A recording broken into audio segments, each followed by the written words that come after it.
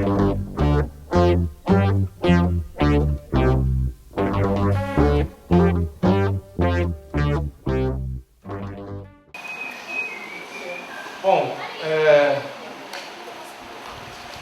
muito boa tarde a todas e todos.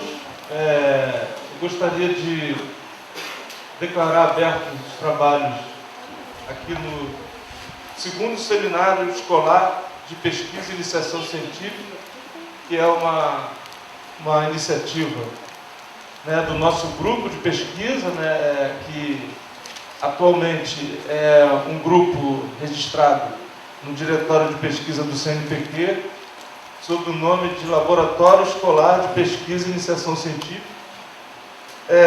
Enfim, a ideia é que então, os bolsistas e pesquisadores apresentem então, o resultado das pesquisas, seja resultado final para aqueles que estão terminando a experiência de pesquisa e, em outros casos, né, os que vão continuar, tiveram a bolsa renovada, vão apresentar um resultado parcial. Então, eu queria agradecer a presença de todos aqui. É muito legal ver esse auditório cheio. Agradecer a escola pelo apoio, aos colegas, né? Mohanda, Raíssa, Kelly. Deixa eu ver se tem mais alguém aí. Sem os colegas, a gente não conseguiria fazer isso. Agradecer também aos comentadores, né, convidados da Universidade Federal Fluminense, que vieram prestigiar esse seminário, o professor Roberto Cantes de Lima, né, professor Yuri Mota e o Lucas Rocha, né, que até anteontem praticamente estava aqui, era um aluno daqui da escola, participou do nosso projeto e agora faz Sociologia na Universidade Federal Fluminense e veio hoje aí atuar como comentador dos trabalhos dos colegas.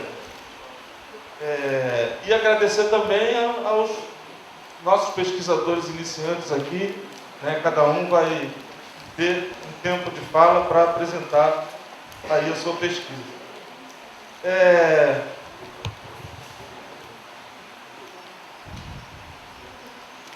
Bom, é só falar um pouco, né, do caráter inovador dessa nossa proposta, né, que é o seguinte: como sempre, esse grupo de pesquisa ele funciona da seguinte maneira, né, é um contato, né, uma articulação entre a escola e a universidade, mas de modo que os professores da universidade eles vêm aqui não só para falar da pesquisa deles, vêm também para falar da pesquisa dele, mas na forma como a gente organizou esse grupo aqui, os professores da universidade, eles vêm para cá muito para ouvir, correto?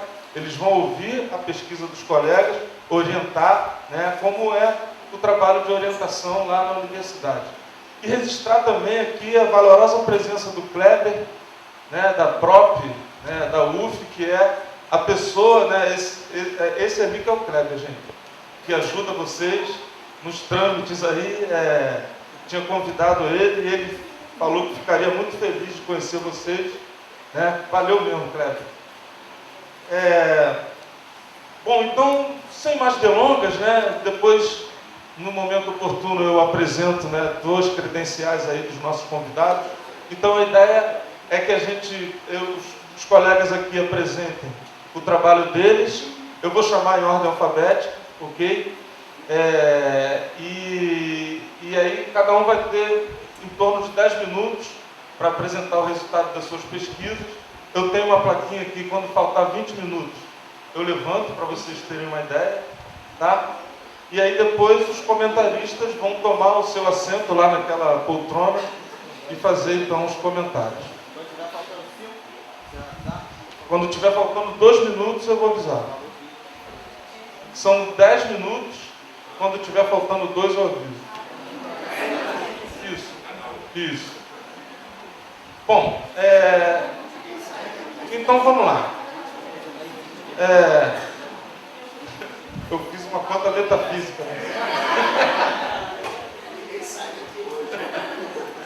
Então tá, vamos dar início então pela apresentação do nosso pesquisador iniciante, Bruno Viana.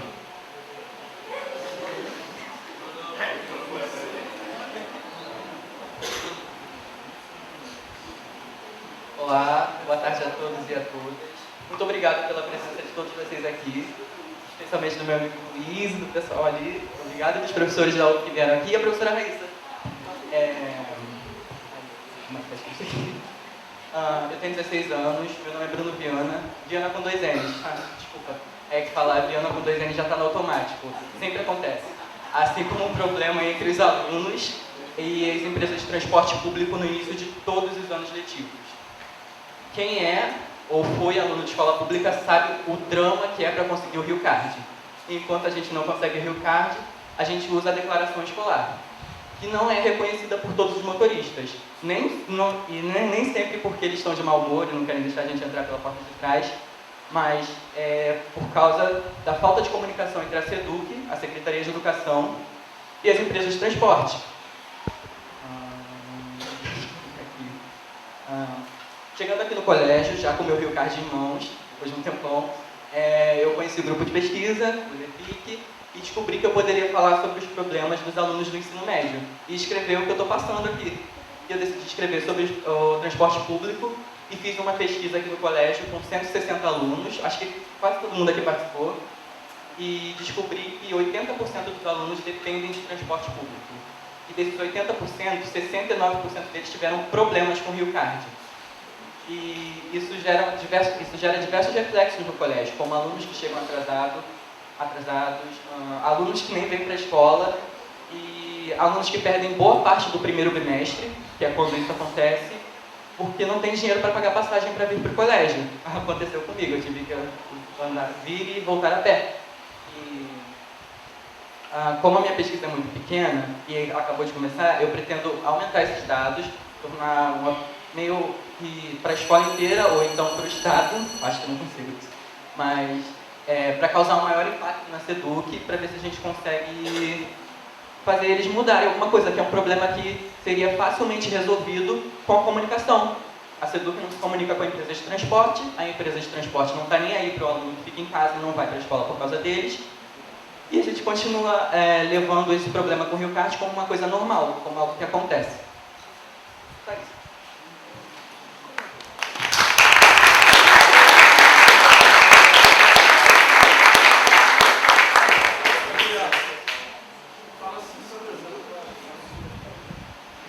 Boa tarde, minha voz está um pouco ruim porque eu estou ocupada, mas enfim, desde o início do ano, quando o professor Veríssimo falou sobre o grupo de pesquisa, meu nome é Gabriela, tenho 16 anos e estou cursando o primeiro ano do ensino médio. E aí, continuando, o professor citou sobre esse grupo de pesquisa, só que ocorreu uns problemas e eu fiquei afastada da escola por 3 meses.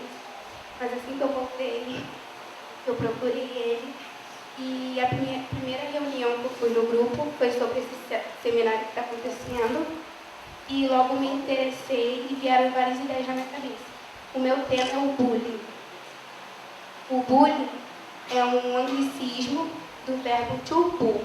O to bull, ele significa oprimir, ameaçar ou amedrontar.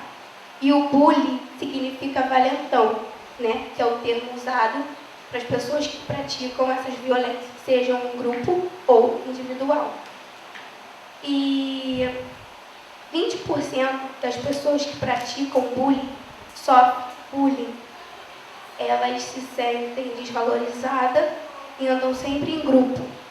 E desfavorecem outras pessoas na frente das outras, né, para poder crescer em cima disso. E eu tive uma experiência. Na minha infância, sofri bullying, porque eu era acima do peso. E aí eu tive um problema sério, que foi a bulimia. Eu perdi 30 quilos em um mês e foi um sufoco. Eu fiquei tão fraca que eu perdi os movimentos da cintura para baixo. Então, o bullying ele parece ser uma coisa boba, uma brincadeirinha, mas não é. Tem pessoas que são realmente sensíveis, como eu, e acaba prejudicando a saúde e até mesmo na escola. Eu sempre fui de tirar notas boas e do nada minhas notas caíram. E aí eu nunca tive uma boa relação com os meus pais. Então eu guardava tudo para mim. Até que eles foram na escola, né, e resolveram perguntar o que estava acontecendo. Foi onde eu caí doente e eu tive que me abrir. Porque senão eu, era um problema muito sério de saúde. Então, eu sou iniciante na pesquisa e o meu objetivo nessa pesquisa é ajudar pessoas que passam por esse problema e que não têm uma boa relação com os pais. E é isso.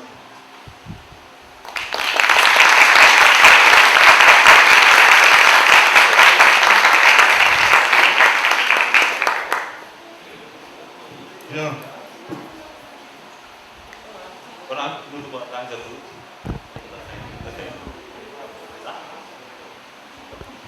Então, meu nome é Jean, queria agradecer a todos pela presença. No início do ano eu conheci o professor Marcos Veríssimo, na Roda Cultural. Oi? Viu? E no início do ano eu estava na Roda Cultural, tem até a ver um pouquinho com o meu tema. E eu conheci o professor Marcos Veríssimo lá, fazendo um trabalho de campo. E eu decidi conversar com ele, e ele me falou desse projeto de pesquisa, de iniciação científica. E eu decidi participar desse grupo e ver como que é. E assim, eu vinha de 2 reprovações no ensino médio, ensino fundamental. Reprovi de 2 anos. E estava no turno da noite e decidi vir para o turno da tarde. Exatamente para fazer essa pesquisa, para conhecer mais. E acabou que está dando tudo certo. Estou me amarrando em fazer esse trabalho junto com ele. E nessa prática de pesquisa também. E sou bolsista da CNPq, vinculado ao INEAC. CNPq é o Conselho Nacional de Pesquisa e Desenvolvimento Científico e Tecnológico. E o INEAC é o Instituto Nacional em Administração de Conflitos. Eu fui em 4 reuniões em janeiro, participei de uma reunião com o Roberto Cantes de Lima, do INEAC. Eu não pude ir mais, por causa do meu horário de aula, e também era no turno da tarde, a reunião é à tarde, então não dava certo continuar indo. E queria agradecer a Kleber também, que sempre me ajudou nas bolsas, dava ruim nas bolsas e esse cara era o que me salvava. E o tema da minha pesquisa é a atualização do movimento hip hop nas rodas culturais. Estou fazendo trabalho de campo, etnografias. No trabalho de campo eu estou observando e estou tentando abrir campo em outras rodas culturais também. Vou ser produtor cultural em uma roda cultural e para conhecer mais a prática de como é ser um protagonista de uma roda cultural. E tem muitos temas que eu acho super importante nessa pesquisa, como questão de resistência, segurança, oportunidades de muitos MCs que tem arte de rua, repressão, preconceito. Então, eu vi que gosto de fazer essa pesquisa.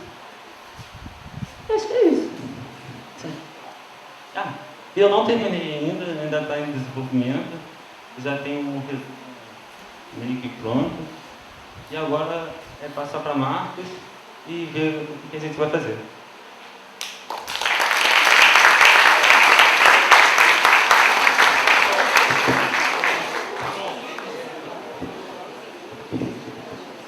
Boa tarde, meu nome é Vitor Fernandes, eu sou bolsista do INEAC há 1 ano e faço parte há 1 ano do grupo de pesquisa também. E o meu tema é o conflito do estudante no transporte público. Minha pesquisa se divide em 3 tópicos, e o primeiro é o banco do idoso. Muitos estudantes devem ter passado por problemas parecidos, como passageiros que criam confusão com o estudante, como se apenas ele tivesse que levantar para o idoso, sendo que isso é parte da educação de todos, da ética de todos os passageiros. Atualmente foi criada uma lei de que todos os passageiros do ônibus devem se levantar para o idoso, sendo que estando no campo preferencial ou não. O segundo tópico é a reação do idoso e do estudante. O idoso, quando entra no ônibus e passa por um problema desse, ele mesmo se sente desconfortável com a situação. E o estudante também. Essa lei que foi criada, ela conserta esse problema, porque isso faz com que todos se levantem para o idoso e não criem mais esse tipo de problema. Um outro caso que também aconteceu, e o método que eu fiz dessa pesquisa foi observação. Tudo que aconteceu, que eu prescrevi, aconteceu comigo dentro do ônibus. Eu presenciei outras pessoas passando por isso. Havia um caso, um motorista e o estudante, e o Rio não passou. E aí, sendo assim, o motorista começou a jogar ele para fora do ônibus, e os outros estudantes que estavam por perto começaram a empurrar o aluno para dentro e passando pela roleta, porque isso é algo muito sério que acontece nos dias de hoje. Aconteceu muito isso no ano passado, que eu pude presenciar, que estava dentro do ônibus, e as pessoas que estavam dentro não estavam nem aí, elas simplesmente queriam que o ônibus andasse e cagavam e andavam para o estudante. E aí, quando estava fazendo essa pesquisa, me veio a seguinte pergunta: se um idoso também entra numa faculdade e ele passa a ser um estudante, será que um idoso merece passar pelos mesmos problemas que o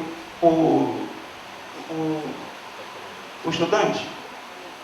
E aí essa dúvida veio adiante na minha cabeça até hoje. E hoje eu estou aqui passando para vocês essa minha pesquisa, mas para uma reflexão também, para poder vocês passarem adiante e pensarem a respeito. É isso.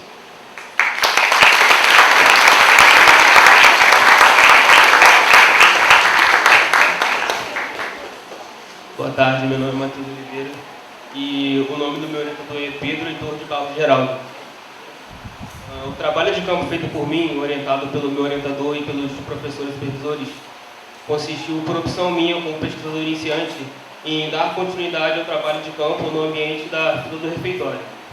Ou seja, eu me encarreguei de observar todo tipo de confusão e desavenças que acontecem enquanto os alunos esperam para almoçar ou pegar mesmo o seu lanche da tarde, e trazer todas essas informações para as nossas discussões do grupo de pesquisa. No início eu dei preferência a saber o porquê desses conflitos acontecerem, seja por algum tipo de intolerância, algum tipo de gênero musical escutado por alguém que se compartilha fila, como no caso que eu tive presente, em que tinha um grupo de alunos, eram garotos, na maioria das vezes sempre são de garotos.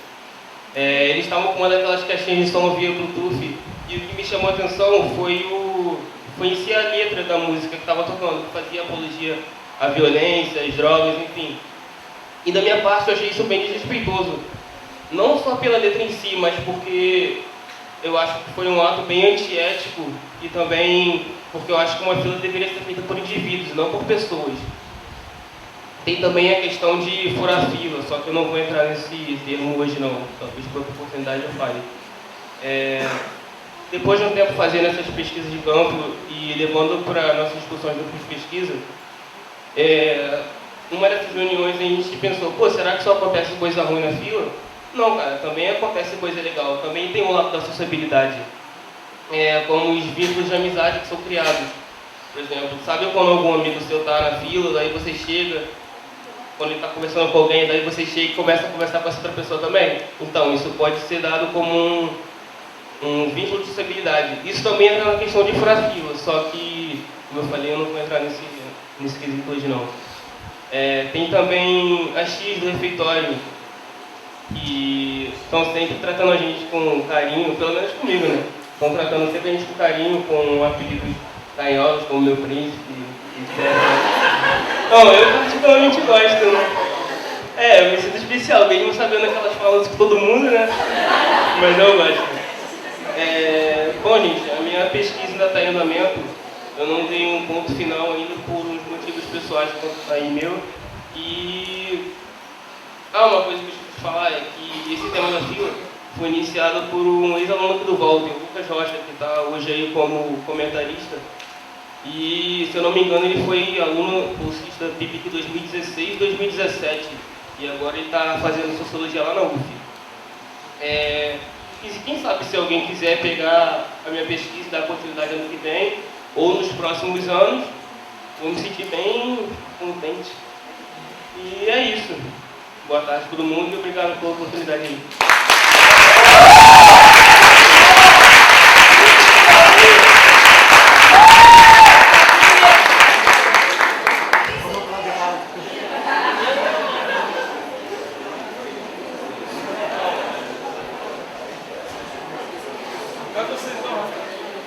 Então, boa tarde a todos, obrigada pela presença.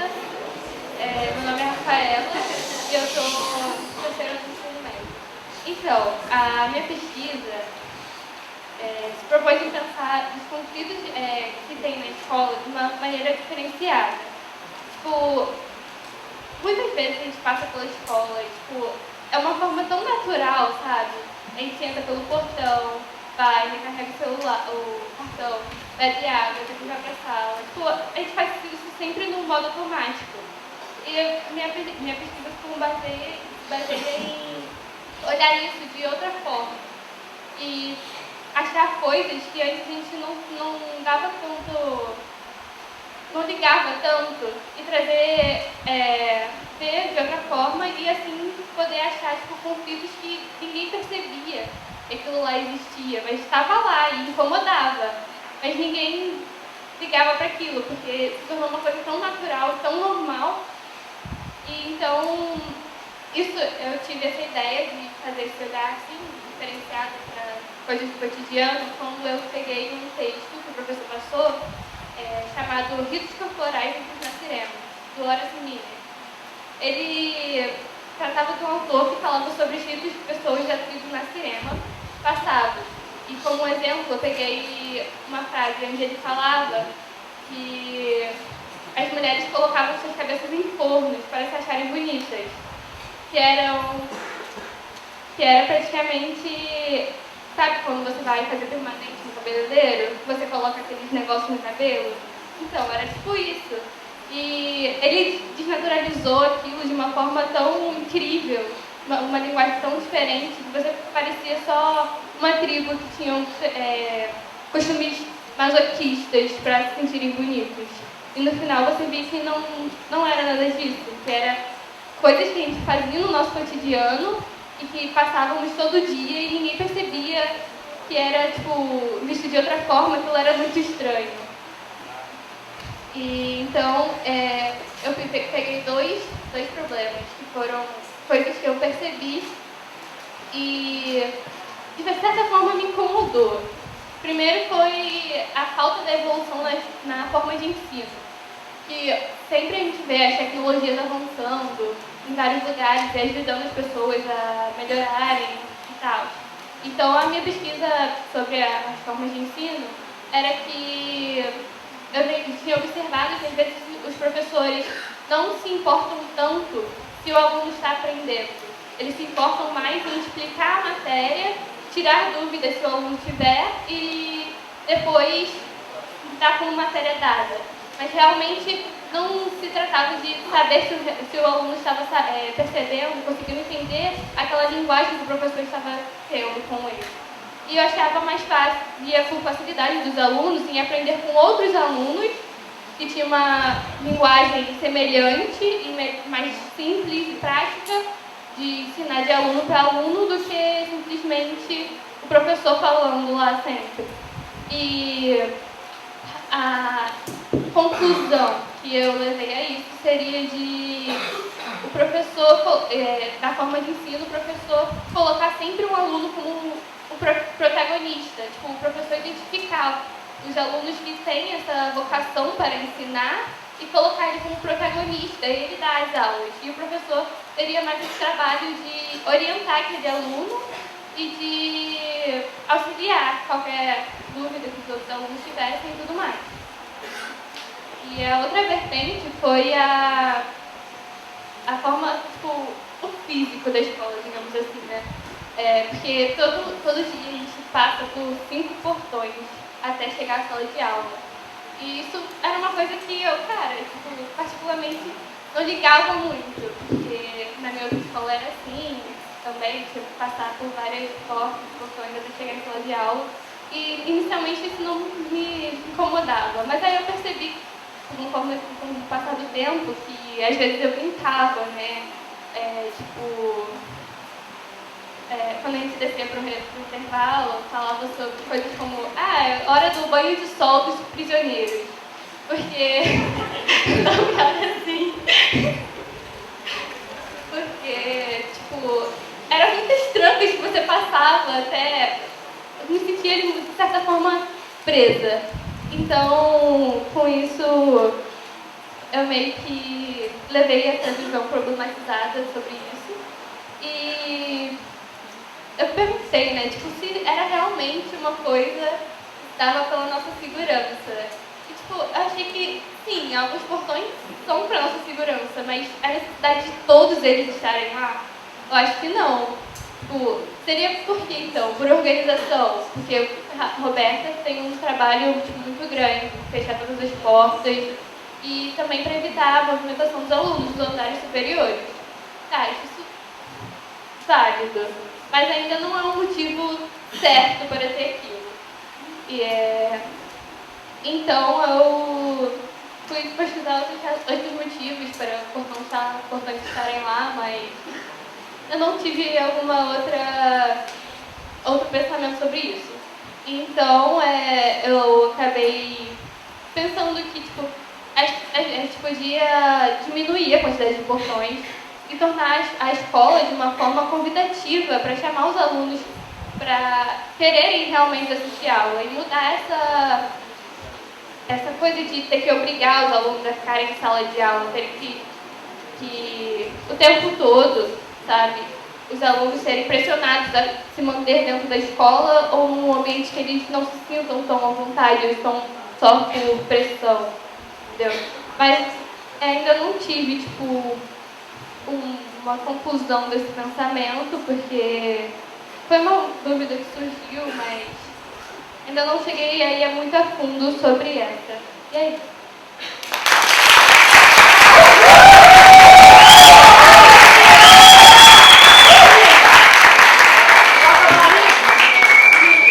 Bom, passado essa fase, né, dos colegas aqui apresentando as pesquisas deles, eu acho que uma coisa que fica claro, né, é que representam diferentes momentos que eles estão fazendo a pesquisa, né? Alguns já encaminhando seus relatórios finais, outros ainda no começo, né? E aí, como, né, a forma que a gente aprende a fazer isso, né, é através desse rito que a gente vai reproduzir aqui agora, que é o rito de que, após eles falarem, eles vão ouvir os comentários, então, dos nossos convidados. Então, nesse sentido, eu queria chamar para ocupar o lugar de comentarista ali o Lucas Rocha. O Lucas é estudante da Universidade Federal Fluminense, da carreira de Sociologia, foi aluno aqui da escola, né, do Colégio Walter Landini, se formou aqui em 2017, certo, Lucas? E atualmente ele é do INEAC, né, frequenta as reuniões semanais do INEAC e foi bolsista também nesse PIBIC Ensino Médio. Lucas, a palavra está contigo.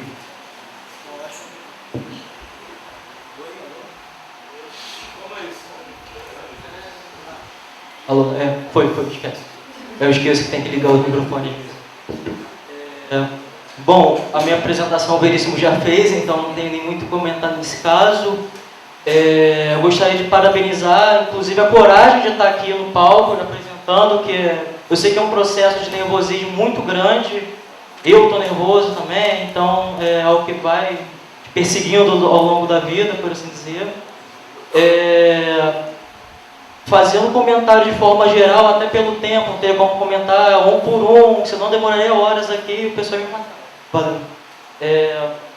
Então, deixa eu pegar aqui o meu caderninho. Começando um pouco pelo Bruno, que começou, né, na ordem alfabética, eu acho que foi uma forma bem resumida e por apresentação e bem real esse drama da mobilidade. Eu também tive essa questão. Eu lembro que no meu segundo ano teve um problema que chegou inclusive a virar um processo judicial, que foi quando o motorista agrediu uma aluna por tentar passar com a declaração, mesmo devidamente uniformizada. Então gerou um conflito muito forte, a qual ele teve que responder judicialmente, sendo demitido e sendo ressarcido financeiramente ao tentar, qual é a palavra, ao tentar fazer questão de ter o seu direito cumprido, que seria a de entrar, sendo que legalmente, quando você está uniformizado, você tem a gratuidade. Então, eu acho que foi uma pesquisa bem relevante nesse sentido, pois é muito assim, ignorada essa questão da mobilidade, nem todo mundo tem dinheiro para chegar, principalmente no período inicial, num lugar onde não tem muito planejamento urbano, a questão do atraso, que ele também comentou, às vezes até por questões desse conflito, o cartão não passar, aí o motorista ficar puto, ficar não sei o quê, desculpa o termo. Então, eu acho que é bem relevante ter alguém dentro da escola, como aluno, que vive isso, abordar isso com outros alunos, através da pesquisa. O microfone está horrível. A Gabriela, falando sobre o bullying, a gente até trocou uma ideia antes e tal, e eu acho que...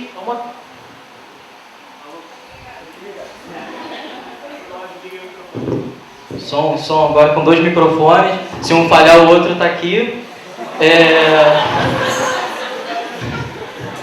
Que é uma questão bem pertinente falar sobre o bullying na escola, porque apesar de não ser um tema não debatido, ele sempre tem que continuar debatendo, pois cada escola tem sua realidade, e isso é algo que sempre vai mudando e tal. Espera aí que um microfone vai, o outro... eu não tenho muito prática em falar no microfone, eu falo lá no gogó mesmo. Então... Oi? Ah, tá. É uma questão, inclusive, que eu recomendei uma certa leitura da psicologia social, que é a forma de como os indivíduos eles, reagem a essa ação social, estrutural do bullying. Então, por ser uma pesquisa inicial, eu acho que vai ter bastante frutos, não só para a pesquisa individual, como inclusive para a escola, assim, como meios pedagógicos. O Jean falando das rodas culturais, eu achei bem interessante, inclusive o Veríssimo já tinha comentado isso alguns anos atrás, quando eu estudava aqui, sobre as rodas que tem aqui no Ex-Combatente. Ele está em outros campos, né, pelo que a gente conversou. Sim, então, eu acho que essa extensão, além do que é apresentado na escola, também é importante ser pesquisado por alunos.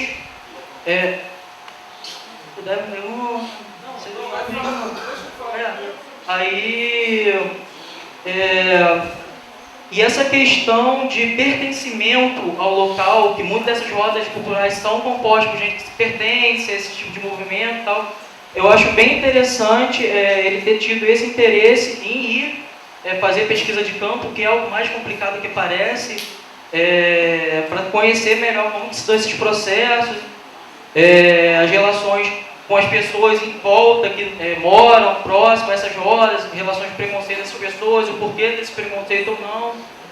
O João ele também tem uma pesquisa bem pertinente em relação ao ônibus, que são os conflitos, porque essa questão de um direito, que é o do Rio Card, muitas vezes tratada como se fosse um privilégio do estudante, uma esmola, por assim dizer. Então, esses motoristas, eles assumem a posição de autoridade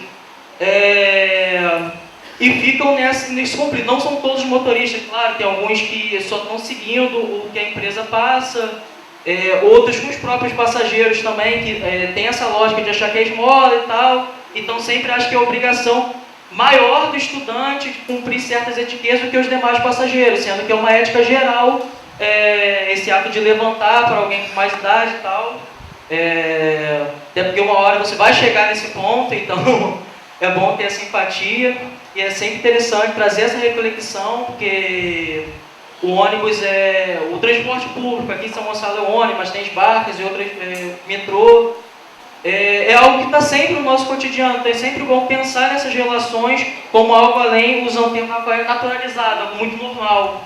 Então, partindo do Matheus, o Matheus deu continuidade ao meu projeto, ao meu responsabilidades e conflitos na fila escolar. Eu usei também um método comparativo entre o refeitório da escola pública e a escola particular, que é onde eu vim do fundamental, para ver como que são as formas organizacionais de cada local e tal, e até dar uma desnaturalização disso, do qual é a forma correta de se fazer uma fila. Então, eu achei assim, me sinto honrado até dessa continuidade de pesquisa, e me foi bem frutífera, até para pensar outras questões em outros meios sociais, até engarrafamentos, por exemplo, como que funciona esse tráfico de pessoas. Então, quanto à questão dele, já comentei muito mais com ele, sim, pessoalmente, até no ano passado, quando ele apresentou lá no campus da Praia Vermelha da UF. A questão da Rafaela, eu acho que ela traz um ponto bem interessante em relação à naturalização, de uma forma geral. Quando começamos, na primeira reunião que teve do PIBIC Ensino Médio com o Veríssimo, que foi assim, 2016, quando ele veio com esse projeto, essa proposta aqui para a escola, que não são todas as escolas que têm essa oportunidade, eu acho que é bom frisar isso, que deveria ser ainda mais democratizado, essa questão da iniciação, que tem iniciação quando você é graduando, e essa que é o que chamam de PIBIC, que é o do ensino médio, para fazer essa ponte. Então, olhar assim, o que a gente faz dia a dia, de uma forma não naturalizada, não automática, como se fosse um robô, isso e tal, é algo importante para refletir sobre o espaço que nós habitamos em geral. Então, eu tenho um interesse enorme de ver a continuidade dessas pesquisas, com mais oportunidade eu tenho, inclusive, venho aqui nas próximas reuniões. Eu não tenho nem muito mais a acrescentar, eu acho que eu até passei do meu horário, então gostaria de Yuri chamar o próximo comentador, porque, até por ter uma experiência maior dentro do meio acadêmico, eu acredito que as contribuições tanto dele quanto do Kant vão ser bem frutíferas para seguir o debate. Agora só esperando levantar, enquanto eu ficar aqui cantando Tim Maia. Bom, Yuri Mota é doutorando em Sociologia e Direito da Universidade Federal Fluminense, é mestre pelo mesmo programa e fez graduação em Políticas Públicas na Universidade Federal Fluminense, campus de Angra. Vai lá, Yuri, contigo. Obrigado aí, velho. Valeu, Lucas.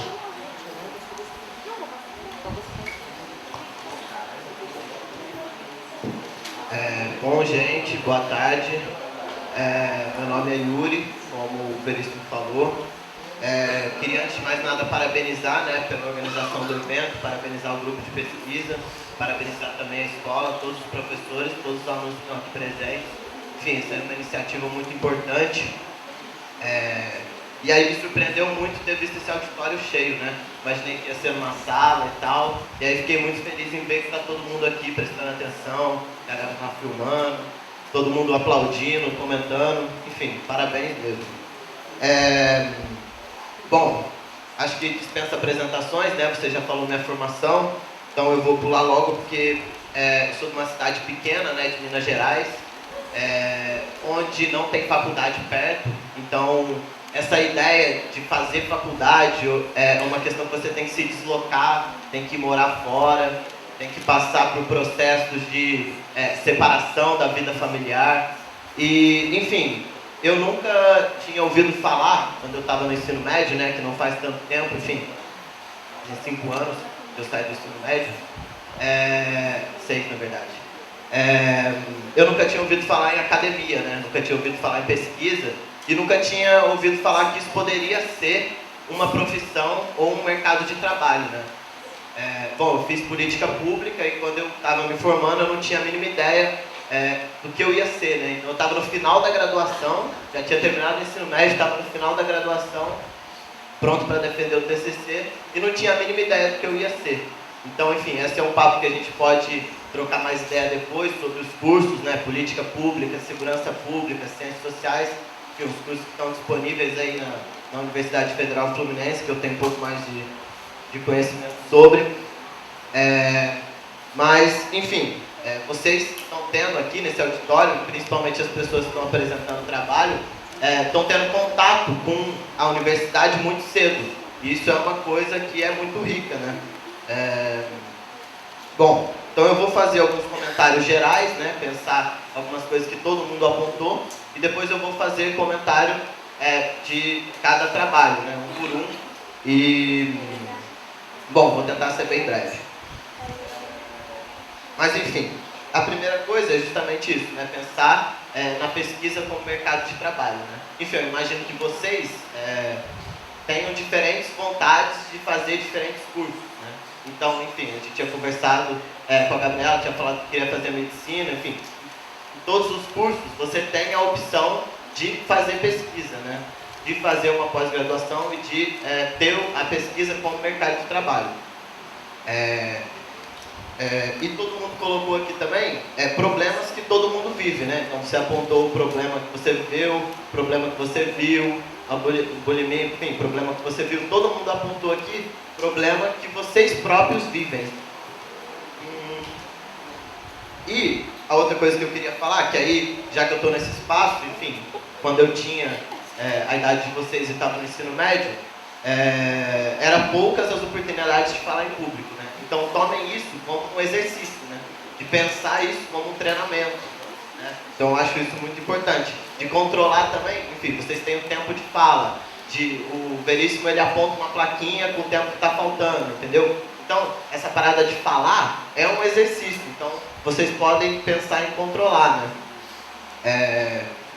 E aí, eu vou fazer os comentários agora individuais, né? E aí vocês não precisam responder, né? Porque são provocações e tal. Mas eu sugeriria, né, que faz parte do rito, vocês anotarem. E aí foi coisa que eu vi que o Lucas fez e que ninguém anotou, entendeu? Então, assim, quando alguém estiver comentando, vocês estejam com o caderno na mão, estejam com a caneta na mão e prontos para poder anotar. Porque, enfim, se alguém fizer uma pergunta, ou fizerem 2 ou 3, vai ser difícil vocês decorarem a sequência da pergunta. Enfim, e aí a pergunta é algo que vocês podem relacionar as perguntas entre si, entendeu? Porque vocês não precisam responder todas as perguntas. Vocês podem responder todas as perguntas a partir de uma resposta. Então anotar é importante por causa disso, né? Enfim, e aí essa é uma dica, né? Agora eu vou passar, enfim, para os comentários individuais. Enfim, primeiro para o Bruno, né? Foi o único que falou o sobrenome, então eu anotei Bruno Viana. Pensar justamente nessa falta de comunicação entre as secretarias, né? Então a gente está falando de política pública. E pensar também na pesquisa enquanto uma ferramenta. E o que eu quero dizer com isso? Que você falou que tem a intenção de levar isso até a secretaria e que esse problema seja resolvido, né? Então, aí minha primeira referência bibliográfica que eu sugiro vocês anotar é o Remy Lenoir, né? R-E-M-I-R, Remy Lenoir, né? Não pronuncio o R igual carioca, mas enfim, Remy Lenoir. Que é um cara que vai falar entre a diferença do problema social, ou seja, um problema que está instaurado na sociedade, e a diferença entre o problema sociológico, né? Que é justamente isso, de como a gente vai transformar esse problema social, né, que está acontecendo, enfim, a falta de comunicação entre as secretarias, a questão do Rio Card, como a gente vai transformar isso em um objeto passível de ser analisado, né, sociologicamente. Então essa é a ideia. Então pensar na pesquisa enquanto uma ferramenta, que é isso, você não vai resolver nada, entendeu? Pesquisando. Mas você pode apresentar uma ferramenta para que as pessoas que formulam políticas públicas, né, elas possam resolver a partir dos dados que você coletou, entendeu? Acho que é mais ou menos assim. E aí você colocou a questão dos alunos, né? Enfim, que os alunos têm problema e tal, mas eu acho que você também pode pensar na questão dos motoristas. Então entrevistar os motoristas também talvez fosse legal, né? Por que eles não aceitam muitas vezes a declaração? Né? Enfim, aí é uma questão que estou colocando, enfim, uma sugestão também de entender o problema de outra visão, né? Não só a partir do aluno, mas também do motorista. Bom, agora eu vou passar para a Gabriela a questão do bullying, né? E aí, muito interessante você transformar esse problema que você viveu em uma força e uma vontade de entender esse problema social, né? E de poder ajudar outras pessoas. Então, o que eu queria dizer com relação a isso é a mesma coisa que eu disse para o Bruno, né? Você ter a ideia de como você vai transformar esse problema em algo que você pode passar para as pessoas, entendeu? Tipo, através dos textos, através da pesquisa, enfim, aí eu sugiro a mesma bibliografia, né? Que é esse sociólogo francês, que é o Rémy Lenoir. E aí, depois, se vocês não conseguirem pegar o nome, eu posso falar, escrever, sei lá, vou pegar no e-mail também, a gente pode trocar ideia. Enfim, para o Jean, né? Jean é a pessoa que eu tenho mais contato, que a gente troca ideia, já li os textos dele, que ele fez. Enfim, e aí o Jean ressaltou uma coisa que é importante, né, na pesquisa, que é a participação nas reuniões. E aí, enfim, parabenizar você por estar indo lá, segunda-feira, quando dá, enfim. E também essa questão da frequência no trabalho de campo, né? Que o trabalho de campo ele é importante justamente para você poder aprender a interagir, né? E como você vai fazer a interlocução entre o problema social, que é aquilo que eu estou colocando, e a universidade. Então, o trabalho de campo é o método pelo qual você está coletando dados. Então, acho que é isso que eu posso falar. E com relação, enfim, porque a roda cultural também é algo muito estigmatizado, né? Então, você pensar em trazer essa pesquisa justamente para poder mostrar como funciona a roda, né? E aí tentar contribuir para o processo de desestigmatização dela e das pessoas que a frequentam, né? Porque não é só a roda que é estigmatizada. As pessoas que frequentam a roda também são estigmatizadas. Então, enfim, a pesquisa colabora nisso. Com relação ao centro do transporte, você ficou muito porque eu não consegui pegar o nome, porque você falou meio baixo, o microfone falhou. Como é que é o seu nome? João Vitor, beleza. João Vitor, então, é muito interessante, né, também a sua pesquisa. E aí, outra coisa que eu queria falar que eu esqueci, que todo mundo apontou, né? Todo mundo trouxe dados, né? E aí, para poder dar consistência à pesquisa. Então, parabéns por isso também. Enfim, é uma coisa que é obrigatório na pesquisa, né? Se você não traz dados, não aponta lei, não aponta, enfim, questões estatísticas, isso tudo contribui para o enriquecimento da pesquisa.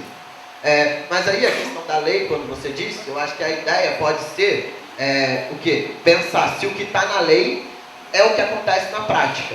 Eu acho que o gancho pode ser por aí, né? E com relação ao que você disse também, você observou a reação das pessoas.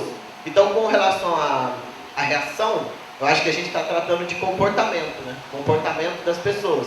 E aí, quanto a isso, enfim, o coordenador do grupo de pesquisa é um antropólogo aí de mão cheia, e aí eu acho que vocês estão em boas mãos, né? Para poder estudar essa questão do comportamento. E também pensar na questão das entrevistas, né? Que você falou só a partir da observação, e aí também pensar que você pode começar a fazer entrevista e tal, não sei se vocês já estão fazendo. É Matheus, né? Tá na ponta, seu nome. Enfim, para o Matheus, tem essa questão do conflito na fila do refeitório, né? Aí você apontou primeiro a questão da música. E aí eu sugeriria uma tese de doutorado, que é do Ismael Stevenson, depois posso te passar também, que chama Encapsulando o Som. E aí eu acho que dá para pensar alguns problemas a partir disso. A outra coisa que você falou também, que você tinha colocado alguns valores seu na apresentação, né? Que você disse que achou um pouco antiético e tal. Só que isso na pesquisa é uma coisa que é um pouco problemática. Por quê? Porque aí nesse caso, para você poder fazer a pesquisa, você não poderia estar se importando com o som, né? Você poderia estar pensando o que aquele som representa no momento, certo? Porque se você acha, por exemplo, o crime algo super moralmente condenado, como fazer pesquisa com bandido, então? Né? Fazer pesquisa com bandido ia ser algo super errado. Então pensar nessa questão do som como um dado de pesquisa, né? Não como algo que é condenado moralmente, né? Enfim. E aí eu também estou falando isso porque eu penso na questão da fila da UF, né? Enfim, eu faço Federal Fluminense e aí eu bandejo lá todo dia, né? Tem um bandejão. E aí eu fico pensando que a fila lá, ela tem uma organização própria, entendeu? Tipo assim, as pessoas que são calouras, né, acabaram de chegar, às vezes elas não entendem muito como que funciona. E aí, a partir do tempo, as pessoas vão pegando como funciona, vão pegando as regras e as etiquetas. Então eu acho que você poderia pensar nessa questão, né? Sobre a organização própria da fila, sobre como a fila se regula e como ela se organiza a partir dos conflitos, né? E aí, você disse da tia do refeitório, né? Que ela te chama de príncipe e tal. E aí é isso mesmo, cara. Porque no trabalho de campo a gente tem que ter uma boa relação, tá ligado? Para poder construir uma interlocução, é isso. Você tem que ter uma boa relação com as pessoas com quem você está fazendo pesquisa. Então, é isso aí. Continue valorizando a galera que te elogia. Com relação a Rafaela, né? Que é a última, enfim, para não me estender muito. Pensar nessa ideia dos conflitos que eles são naturalizados é muito interessante. E pensar na questão da rotina, né? Então são problemas cotidianos que a gente não dá muita importância. Mas se a gente parar para olhar a partir da pesquisa, acho que a gente começa esse processo de desconstrução dos nossos valores pessoais e construção de um problema de pesquisa. Então, muito interessante, porque você citou a bibliografia, né? Você foi a pessoa que citou aqui uma bibliografia acadêmica. Então, acho que isso é importante, porque para a gente fazer pesquisa, a gente tem que estar apoiado nisso também, né? Não é só ir fazer o trabalho de campo, não é só entrevistar, é também ler, né? Ler e estudar. Então, parabéns por ter citado a bibliografia. E assim, a universidade também tem pressão com relação a isso, né? Com relação ao cotidiano da sala de aula, enfim, se você vai sair do banheiro ou não, se você vai beber água ou não. Só que a universidade, ela tem um pouco mais de liberdade com relação a isso. Você não precisa, por exemplo, pedir para ir no banheiro, ou pedir para ir beber água, ou pedir para fazer uma ligação. Você simplesmente sai, né? Então, acho que isso você poderia pensar uma comparação. Talvez entrevistar alguém da universidade, entendeu? Para ver como isso funciona. E aí você faz uma pesquisa comparada, entendeu? Tipo, como a universidade, como é a questão da liberdade dentro da sala de aula na universidade e na escola, entendeu? São duas coisas diferentes. É uma coisa que você pode pensar. Enfim, para não me alongar muito, acho que eu falei pra caramba, mas gostaria de parabenizar todos os trabalhos, são iniciativas muito importantes. Eu sei que todas as pesquisas estão no começo, né, e vocês estão preocupados com isso, mas todas as pesquisas precisam de um começo. Então não se importem de apontar o começo da pesquisa, porque é isso. Eu vou falar, as pessoas vão te dizer sobre a pesquisa e é assim que vocês vão construir ela. Então, mais uma vez, parabéns, né, aos coordenadores, parabéns à escola pelo evento e, mais uma vez, parabéns para os alunos que estão fazendo pesquisa. As pesquisas são muito interessantes. Obrigado.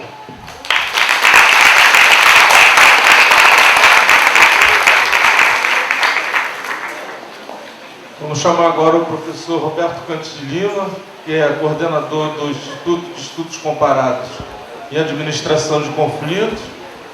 O professor Cantes de Lima é formado em Direito pela Universidade Federal de Porto Alegre,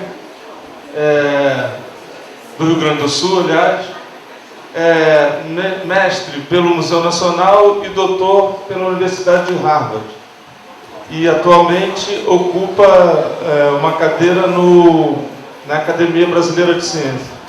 Cantes, a palavra está contigo.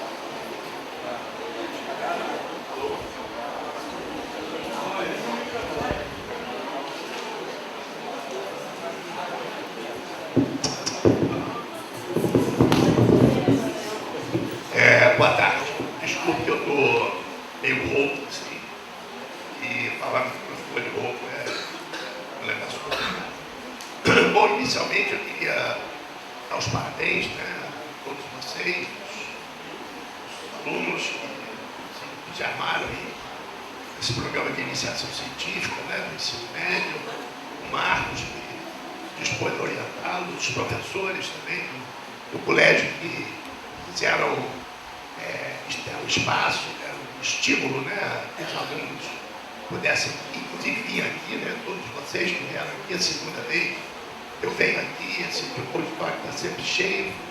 Agradecer ao Cláudio Salles, né, que está lá em cima, gravando tudo. Isso vai para o site do INEAC, né? Quem entrar no Google, colocar INEAC, INEAC, vai bater lá no site do INEAC e vai poder rever esse evento aqui, graças ao Cláudio e ao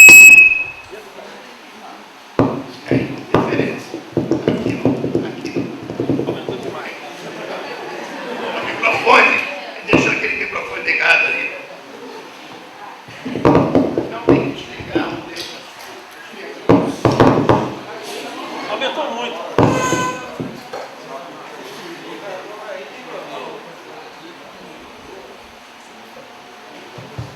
Pronto. Bom, então, parabéns a todos, parabéns à escola, né, que acolheu esse projeto com muito carinho, né, e muito respeito e muito apoio. Então, isso tudo, todo mundo está de parabéns. Queria chamar a atenção que tem uma pessoa ali, de amarelo ali, que é o dono de escola, mas é também um aluno meu do mestrado de Direito da Universidade da Pega de Almeida, né? E ele ficou muito curioso aqui quando soube desse acontecimento e veio também, que ele é muito interessado em mudar as dinâmicas, né, de ensino.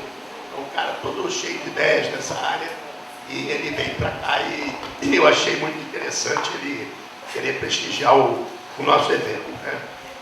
Bom, então, eu acho então, que a primeira coisa importante que o Yuri já mencionou, né, é que o conhecimento, né, ele das ciências sociais, o conhecimento em geral, ele é feito através, produzido através do que a gente chama de pesquisa, né? E pesquisas são de várias maneiras, tem várias formas, né, de você pesquisar nas ciências naturais, você pesquisa em laboratórios, etc. Nas ciências sociais, você pesquisa em interlocuções, né, com as pessoas. E é fundamental a pesquisa, porque a pesquisa, especialmente nas ciências sociais, ela produz uma comunicação, né, entre as pessoas com quem você está conversando e a curiosidade do pesquisador, né? O pesquisador, ele tem sempre que partir de uma pergunta, né, de um problema, né, de uma questão que incomoda ele. É visível aqui essa estratégia, né, utilizada por todos que estão sempre fazendo pesquisa sobre alguma coisa que está incomodando eles, né? E isso aí é fundamental, inclusive no direito, né, também é fundamental. Os meus alunos de direito que fazem mestrado, doutorado comigo em direito, eles vêm conversar,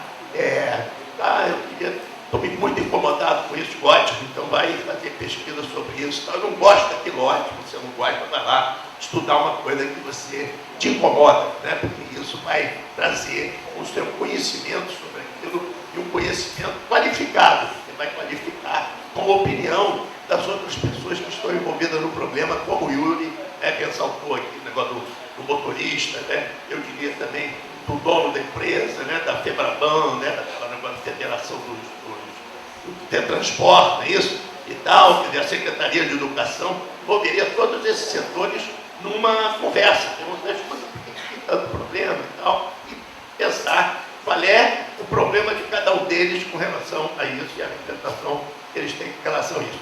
Isso em todos os casos. Tem um comentário que vale, quanto mais gente, né, tiver envolvida e você conversar com elas, melhor qualidade vai ter o seu dado, né? Melhor você vai construir os seus dados. Porque nas ciências sociais você não coleta dados.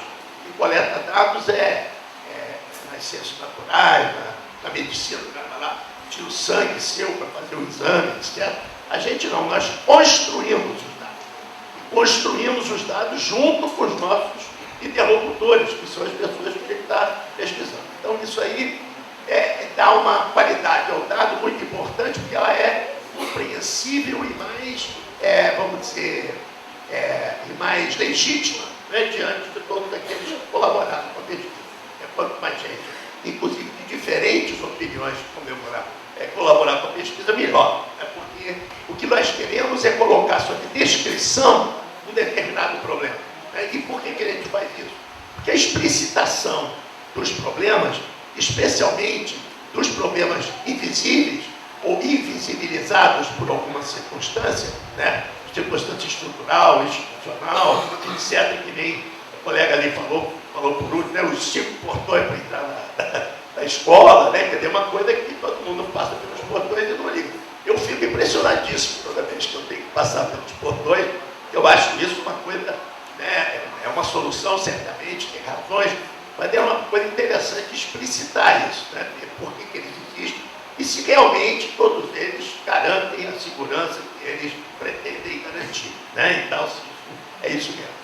E tornar isso claro e explícito para todo mundo. Né? Não é uma coisa que fica escondida, né?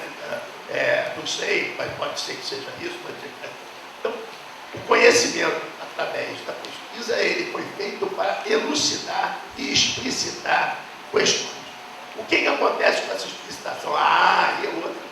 Aí é como se vai ser usada para mudar as coisas, se não vai ser usada, se vai ser, né, abandonada, se apenas vai satisfazer aqueles que ficaram a par dos resultados da pesquisa. Isso depende das circunstâncias em que essa pesquisa é realizada, né? Quem é que está realizando a pesquisa, para quem ela está sendo realizada, etc.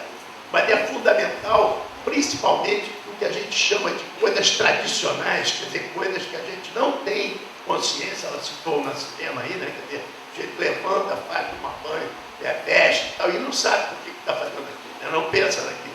Tem alguns trabalhos também de cognição, etc. O sujeito sai, pega o carro, né? E sai andando, e ele perguntar para ele qual é o percurso que ele fez, ele não lembra, não sabe, ele só sabe que, né, andou por aqueles caminhos todos e tal, não tem ideia de quais são esses caminhos, porque ele tem referência só a árvores, casas, né, então não sabe o nome da rua, etc. Então, isso acontece. Então, eu vou comentar agora os trabalhos, né, depois de falar isso, que a pesquisa é uma coisa muito importante. O governo federal está atacando, né, o CNPq, a CAPES, que é financiadora disso aqui, né, o CNPq, porque está achando que a pesquisa não tem valor, especialmente pesquisa na área de ciências humanas e sociais, mas a pesquisa é o motor do conhecimento. O conhecimento é o motor do desenvolvimento da economia e do mercado. Sem pesquisa, o mercado não funciona. Né? Então, isso é uma coisa muito importante, porque essa, vamos dizer, desqualificação da pesquisa, ela não é uma desqualificação da pesquisa, é uma desqualificação do conhecimento. Né? E o conhecimento é uma coisa que a escola tem que produzir o tempo todo. Né? Tem que ensinar as pessoas, inclusive, a produzir conhecimento e a poder ler, né, e absorver conhecimentos. Então, isso aí é uma coisa fundamental e a nossa presença aqui hoje mostra exatamente o valor que tem esse financiamento, né, que através do Kleber, né, lá da PROP, nós conseguimos aqui para essa bolsa, como é que estimula e como é que a escola vai ficar interessada em uma questões que ela não tinha, né, consciência, não tinha visibilidade. Então, eu diria aqui que tem dois grandes grupos, né, de assuntos que os colegas abordaram. Né? O primeiro é essa questão da mobilidade urbana. Né? A questão da mobilidade urbana é uma questão que afeta diretamente os direitos de cidadania. Né? Direitos de cidadania são direitos que os cidadãos todos têm porque são cidadãos. Né? É o mínimo de direitos que a pessoa tem, que todo mundo tem. E não é só as pessoas, algumas pessoas que têm, os homens de bem que têm, ou os homens maus que têm, etc. Não existe isso. Todo mundo, de maneira universal, tem direitos de cidadania, e esses direitos são, mesmo por mais diferentes que as pessoas sejam, em termos de cor, de gênero, de idade, etc. Todo mundo tem os mínimos de direitos de cidadania.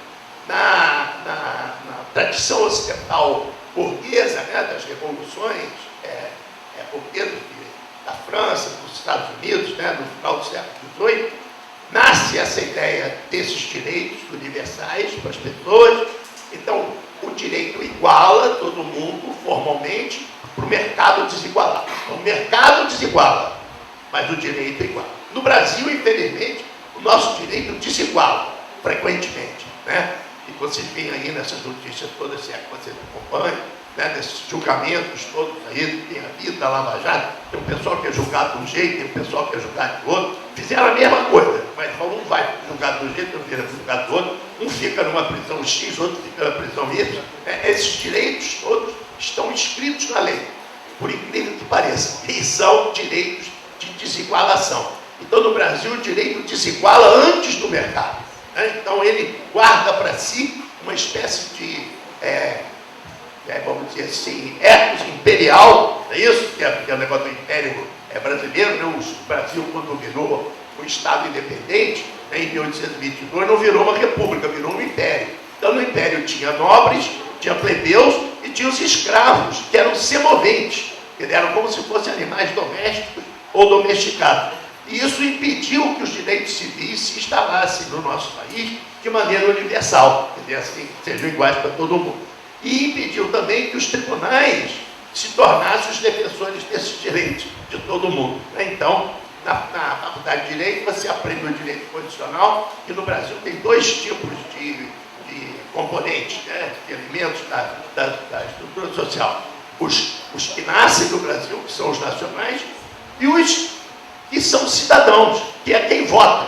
Quer dizer, o cidadão é só quem vota. O único direito de linguagem universal é o voto. Não é. O direito à livre expressão, o direito à propriedade, o direito ao trabalho, todos eles são direitos civis do século XVIII. Não estou falando nada assim, coisa muito recente, não. O século XVIII, né, é 1700. Então, desde esse tempo, esses direitos ocidentais estão por aí, nas repúblicas burguesas, capitalistas, etc. E é assim que o sistema capitalista se desenvolve. Bom, então, portanto, essas questões dizem respeito a direitos. E pela desigualdade, né, com que esses direitos são distribuídos na cidade, né, no tecido urbano. Em termos de zonas, né, as zonas mais bem servidas, as zonas mais mal servidas. Isso é uma coisa fundamental para você pensar também, né? Quer dizer, que esses problemas acontecem da mesma maneira aqui em São Gonçalo do que lá em Caraí. Essa coisa do motorista do ônibus tem o mesmo comportamento? Será que ele tem ou será que ele não tem? Não estou dizendo que ele tem ou que ele não tem, mas é uma coisa para ser observada, né? Se essa desigualdade é tão estrutural que lá ele se comporta de uma maneira que aqui ele se comporta de outra. Porque a polícia, por exemplo, diz isso para você. Não, lá em Caraí é uma coisa e lá na Baixada Fluminense é outra coisa.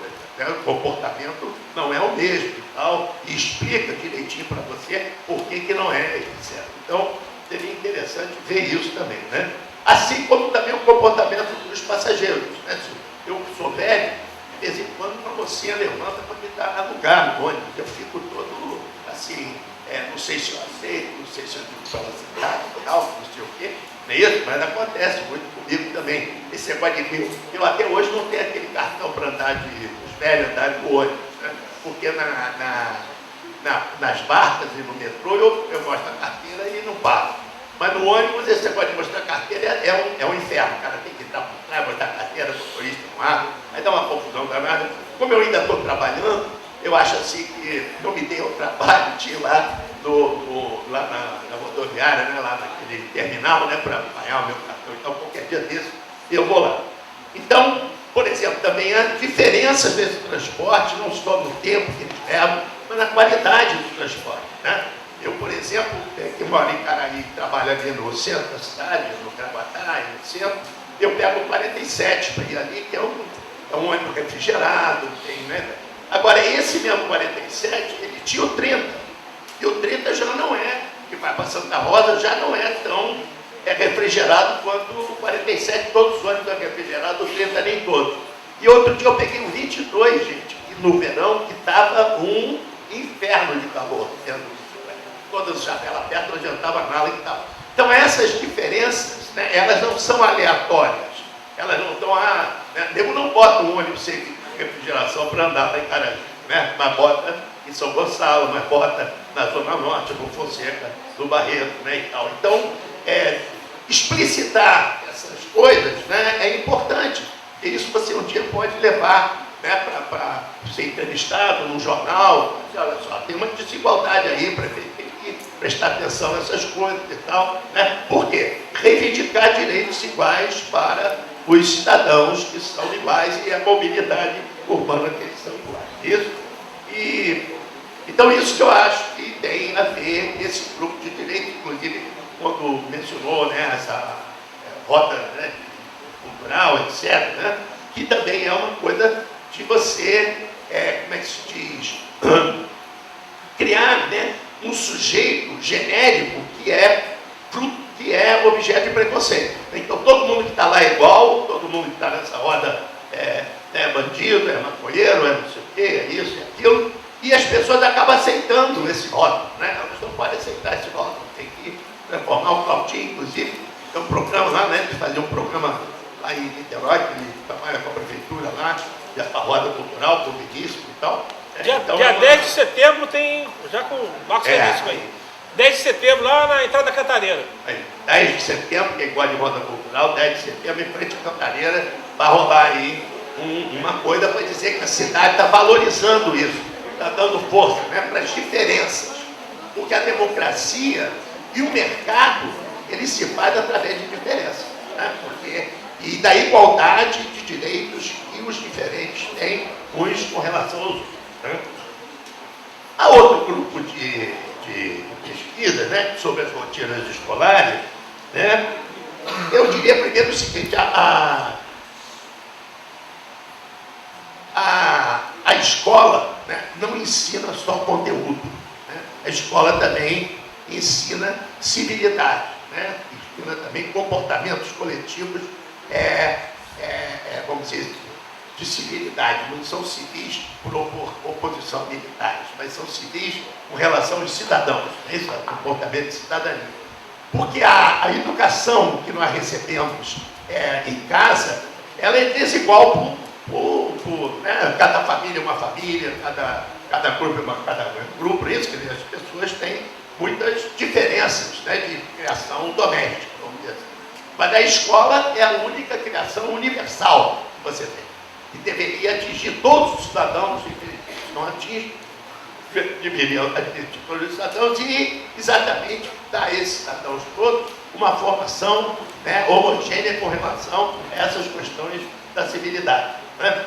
Então, essas coisas que incomodam vocês nas escolas, esses conflitos, eles têm todos a ver com, né, comportamentos que transgridem de alguma maneira essas formas mais solidárias, né, e mais civilizadas de você conviver uns com os outros, né? E, fundamentalmente, tem a ver com o respeito à diferença, né? Também essa coisa que as pessoas diferentes não devem ser desprezadas, mas porque todas elas têm valor, têm o seu valor, e nós sabemos disso. Tem opção, quer ter um exemplo fantástico disso, é aquele matemático, né, aquele Hawkins, isso, que completamente paralisado, continuou fazendo aquelas coisas todas e tal. Quer dizer, ia sofrer bullying, né, porque o cara é todo torto, está numa cadeira de roda e tal, mas o camarada era um gênio, né? Então, as aparências, né, não querem dizer do conteúdo das pessoas, etc. Não é isso? E essa pesquisa, né, para variar também, ela pode ensejar, e espera-se que seja, mudanças, né, na dinâmica da pedagogia da escola, né? Quer dizer, esse tipo de conhecimento que vocês estão trazendo sobre os conflitos pode também despertar a vontade coletiva, né, das pessoas quererem mudar o seu comportamento, porque se sentem, né, de repente descobrem que estão fazendo mal aos outros, sem saber, né, que estão fazendo, porque está naturalizado aquele comportamento, etc. Né? Então você tem que, a explicitação disso é fundamental para você obter mudanças, inclusive essa coisa que a colega falou dos seminários, né, de você botar os alunos para fazer seminário, porque a linguagem deles é mais acessível, acho que isso muito interessante, porque é assim que funciona na universidade, né? A gente bota os alunos para fazer seminário, né, para explicar melhor um assunto ou outro, tal, um artigo, tal, e aí o professor intervém para complementar, para discutir, para aumentar essa questão. Né? Então, eu acho assim que, de uma maneira geral, era o que eu queria contribuir, né, e vou continuar muito satisfeito, né, de coordenar esse grupo lá na universidade, o senhor Marcos, o professor Kleber também é graduado em História, nosso colega, professor da rede também e tal, e ele tem interesse no desenvolvimento desse projeto. Eu me desculpo se eu me alonguei muito aqui na fala, mas eu queria agradecer o convite, né, para vir aqui estar com vocês e dar os parabéns a todos. Muito obrigado.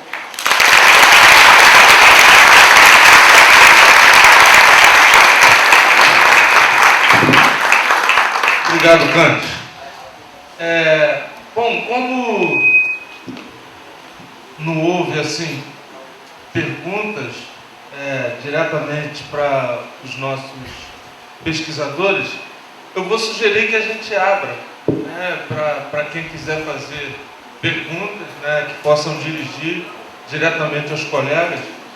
Uma pessoa já levantou o dedo ali.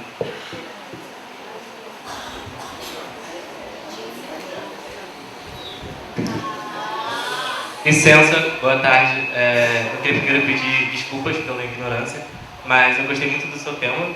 Você estava falando sobre o cotidiano na escola. E você levantou algumas questões interessantes, que eu até gostaria de falar um pouquinho. Você falou sobre a questão dos professores. E eu não sei se muitos alunos sabem, mas existe uma coisa chamada LDB, que é meio que uma constituição que garante direito para todos... Tem que baixar isso. Para todos nós estudantes. Então, é legal os alunos conhecerem um pouquinho sobre isso, porque garante direitos e também garante que quando haja o abuso de autoridade, nós como alunos saibamos refletir isso com educação e clareza. Outra coisa que você abordou também, que eu acho que seria legal, eu estava até com o nome dele na cabeça, agora, Paulo Freire. Eu acho que você poderia buscar um pouquinho mais do Paulo Freire. Ele fala bastante sobre nosso atual modelo de educação, que é um modelo de educação muito industrializado. A nossa educação, realmente, ela não se importa em ensinar. E os professores têm muito esse trabalho, essa dualidade, porque eles têm que ensinar, mas eles têm que entregar números. O nosso atual governo e a nossa atual educação, ela não quer saber de alunos inteligentes ou alunos esforçados, eles querem saber de números, eles querem ver números nas escolas. E nós não passamos de números para eles. Então, há esse conflito da escola, como por exemplo, a gente tem esse programa aqui, que como já foi dito, muitas escolas não têm, que traz todo esse senso crítico e faz nós pensarmos mais, nós sermos esses alunos inteligentes. E o governo não pensa nisso, ele não pensa em criar espaços de debate, espaços de agrupamento dos alunos. Ele quer apenas que números sejam dados. Isso, infelizmente, é muito triste, mas eu achei o seu trabalho muito importante. E outro trabalho também que eu gostei muito foi do Matheus, quando o Matheus falou sobre a fila no refeitório.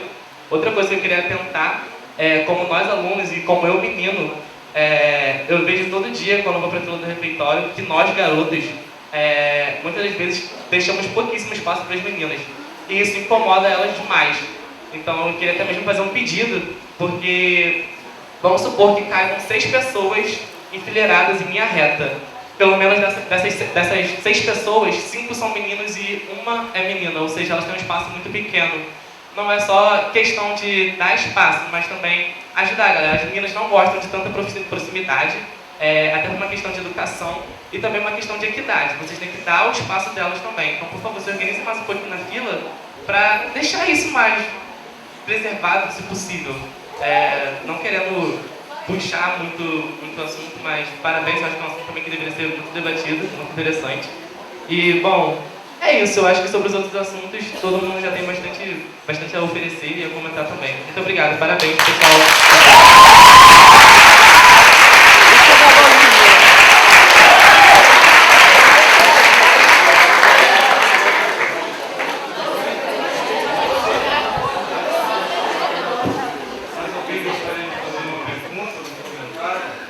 Só levantar o dedo,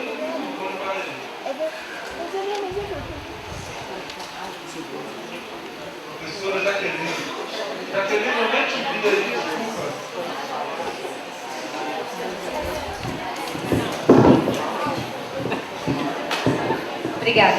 Boa tarde a todos. Eu queria perguntar para a mesa, né, para todos vocês estudantes, se participar do projeto mudou muito a visão de vocês dessa questão do acesso à universidade. Se antes de conhecer o projeto, de fazer parte dele, se vocês já pensavam na universidade como um local tão acessível, como um local tão possível na vida de vocês. Ou seja, eu queria que vocês falassem, quem tiver vontade, né? Falasse um pouquinho para o público, para nós, né? Qual foi a mudança, né, que a existência do projeto, o convite do professor, o acesso que vocês estão tendo, né, à universidade através desse projeto, o que mudou na visão de vocês, né, o antes e o depois. Ok? Obrigada.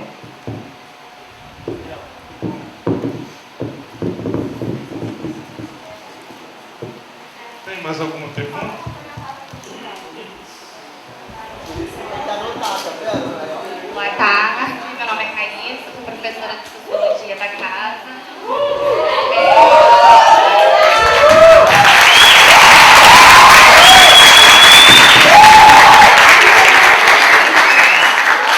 E a gente sabe do momento atual que a gente vive. Para complementar a pergunta da professora, eu gostaria também de, pelo menos alguns respondessem, se viu com novos olhos, né, um olhar mais estranho ou familiar sobre a importância da disciplina de Sociologia. Bom, agora a bola está com vocês. Eu sugiro que a gente siga aqui essa linha reta. Boa tarde de novo. Respondendo a pergunta da professora ali em cima, que eu esqueci o nome, é aquele, no início, como o professor tinha falado pra gente, ele não estava obrigando a gente a partir direto para uma faculdade assim que saísse daqui. Mas o grupo de pesquisa ajudou a gente a ter uma visão mais aberta de como seria quando a gente acabasse o ensino médio e fosse para a faculdade. Porque, bom, pelo menos eu, por experiência própria, eu não tinha ideia de como poderia ser, mas o grupo de pesquisa ajuda a abrir um pouquinho a mente para a gente ter uma visão mais ampla sobre como pode ser. Só isso. Então, comigo foi uma experiência própria. Eu vinha da noite, só vim para a atividade por causa desse grupo de pesquisa. Então, para mim mudou sim, porque hoje eu só penso em entrar na faculdade, mesmo que eu esteja um pouquinho atrasado, tenho minhas dificuldades, eu vejo que vou conseguir vencer. E eu estou com uma nova visão sim, como a professora Raíssa falou. E é isso, deixar a vida seguir. E deixar seguir, sendo graça.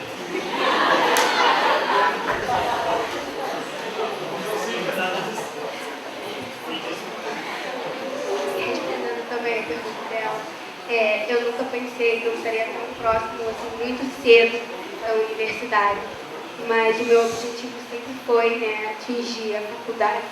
E eu amo, assim, ler, estudar, pesquisar.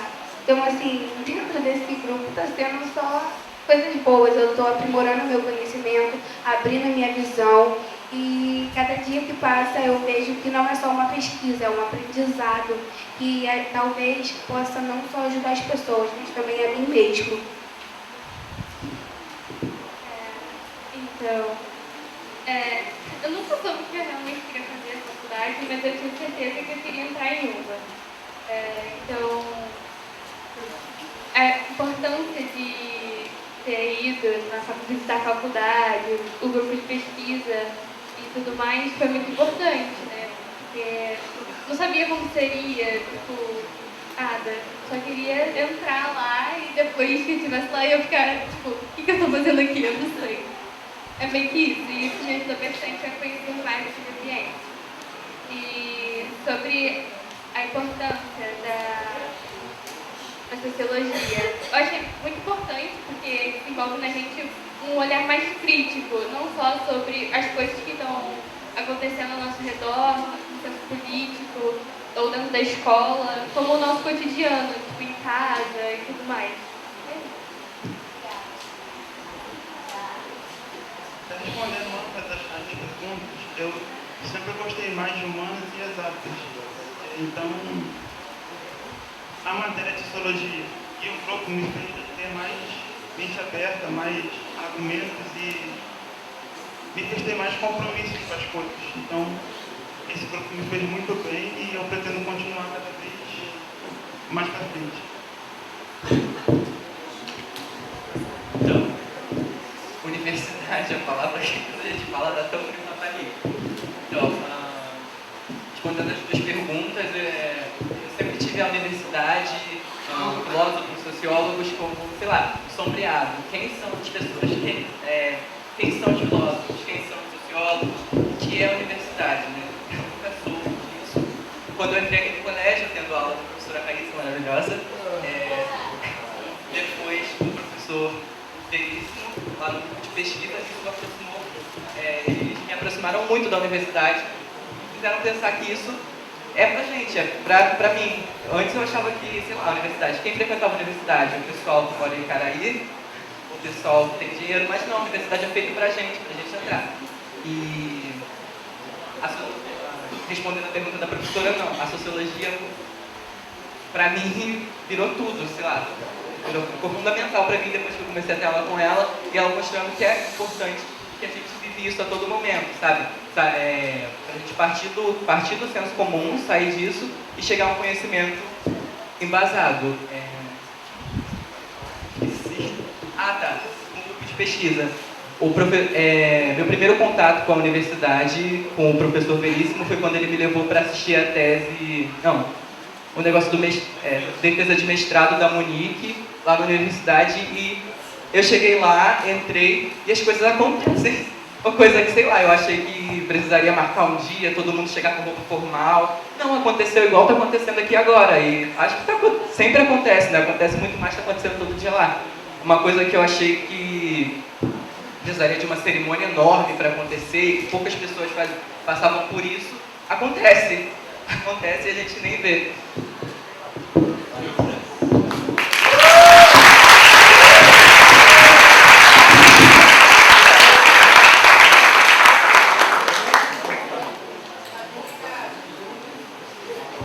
Só queria falar uma coisinha aqui. Quem estiver interessado em entrar para o grupo de pesquisa ou se interessou, pode entrar aqui, rapaziada. É todo mundo legal e vai receber geral de graça.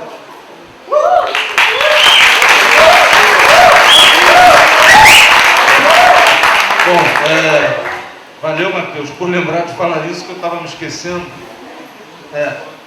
Enfim, até pelo adiantado da hora, né? A gente vai ter que encerrar aqui nossas atividades. Queria novamente agradecer a presença de todos, né, que vieram aqui, né? Diretora Carmen, né, tem meus agradecimentos e ela vai fazer uso da palavra agora.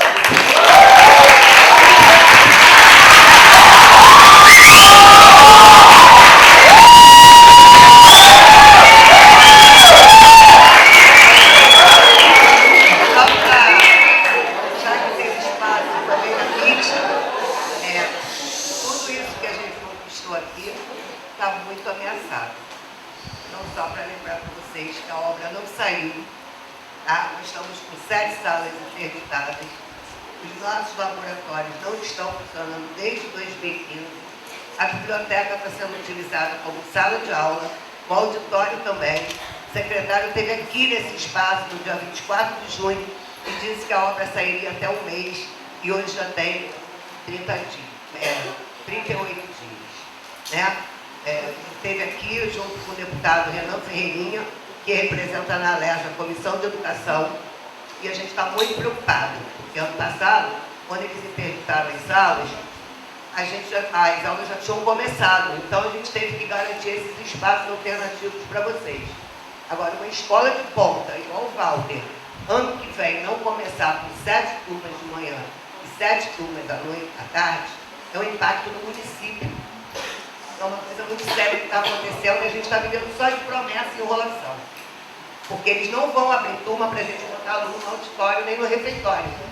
Ou seja, no ano que vem, a gente não abre o primeiro ano, porque a gente vai precisar garantir quem está no primeiro e para o segundo, quem está no segundo e para o terceiro. Então, a maioria aqui é terceiro, não tem nada com isso, só tem. Né? Mais até dos que estão no primeiro. Vocês têm que preservar esse espaço que vocês conquistaram. E a gente também. Então, hoje, a gente já encheu a página deles lá no Seduc de mensagens. Não vi nenhuma desrespeitosa, vi como 10. Respeito é outra coisa. Mas, se quiserem moderar, porque para evitar que fiquem se vitimizando. Mas a gente precisa cobrar isso sim. Tanto do secretário que esteve aqui e palavrou tudo isso, disse que afirma que ia fazer a obra, já estava licitada, tudo mais, e do deputado Renan Ferreirinha. E ele sim, e ele nesse aí vocês podem bater forte, porque quando votaram nele, ele não pediu respeito, ele pediu voto. Então, o secretário tem uma questão até de hierarquia, né? Pode achar que vai ser desrespeitoso, o secretário de Educação. Agora, o Renan Ferreirinha, vocês têm que cobrar em muito. Ele é da Comissão de Educação da Alerj. E ele veio aqui, entendeu? Ele se apalavrou, se fortificou, se comprometeu que essa obra sairia.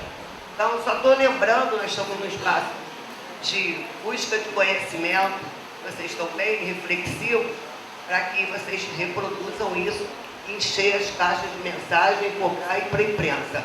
Até porque, agora, setembro, a gente começa a ter que dizer quantas vagas a gente quer para eles poderem colocar naquele matrícula fácil e vai para o site. E se a gente não tiver essa obra garantida, a gente não vai poder oferecer, pelo menos, por baixo, 480 vagas, né, de manhã e de tarde.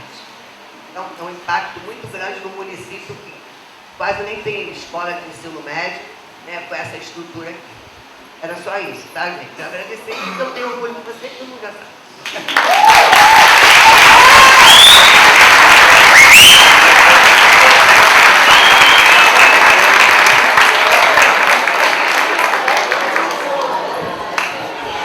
Bom, com essas palavras mais do que necessárias ditas pela Carmen, só resta a mim mesmo agradecer a presença de todos, né, Kleber, Cante, Raíssa, Jaqueline, Mohanda já foi, Adriana. Valeu, gente, valeu por todos que estiveram aqui, Yuri, né, e, enfim, Claudinho, grande ajuda do Claudio Salles. Valeu, gente.